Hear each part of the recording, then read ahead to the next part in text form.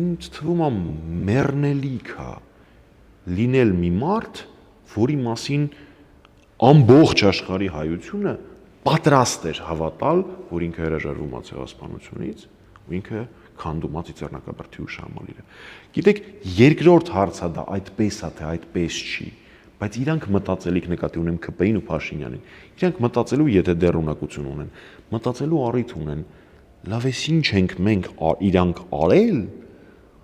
որ հայ ազգը ամբողջ աշխարհով, թե Սփյուռքը, թե Հայաստանաբնակները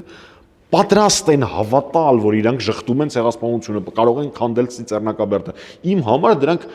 հավասարազոր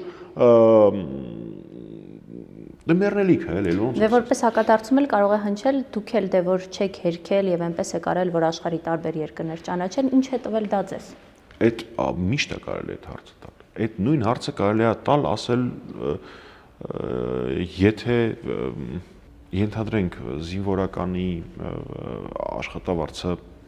1000 դրամով ավելացրեց, ինչ է տալու մեզ։ Կամ երբ որ Ադրբեջանը ռազմատենչ հայտարարություն է անում, պատասխանես թե չպատասխանես, ինչ է տալու ձեզ։ Դիվանագիտությունը, արտաքին հարաբերությունները իրանք ակումուլատիվ էֆեկտ ունեն, այսինքն կուտակային էֆեկտ էլ ունեն։ Դու չես կարող ոչինչ անպատասխան թողել։